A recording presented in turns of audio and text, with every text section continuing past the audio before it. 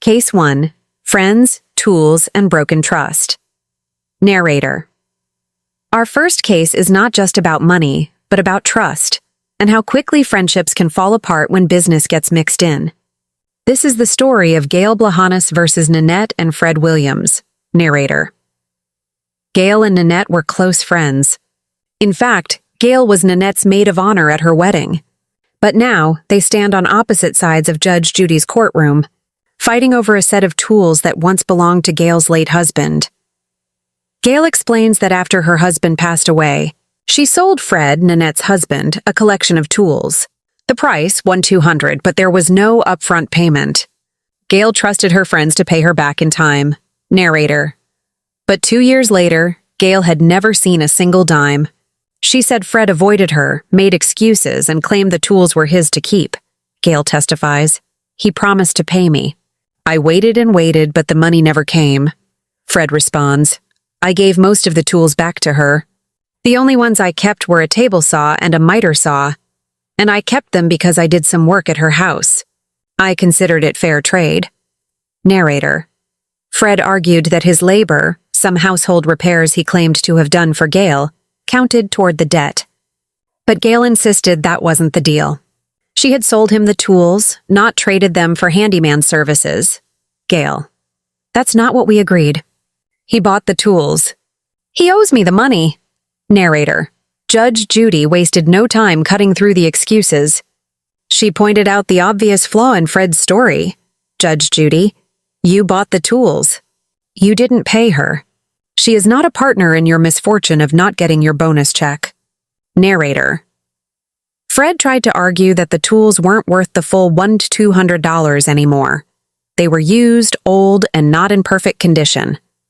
Judge Judy agreed they had lost value, but reminded him he still owed Gail something. Judge Judy. They weren't new tools, but they still had value.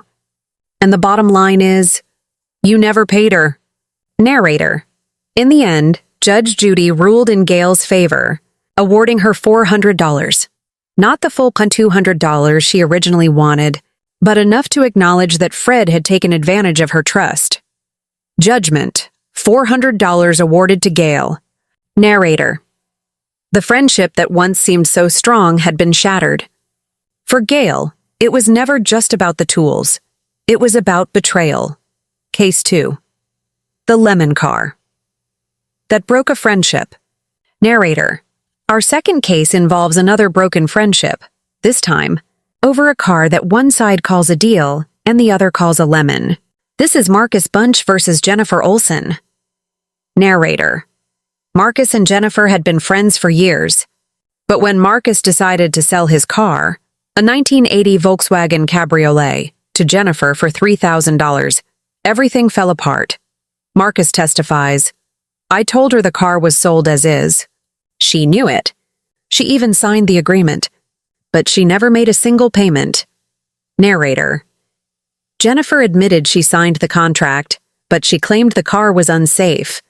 She told Judge Judy the brakes failed, the steering was bad, and it hadn't passed smog inspection.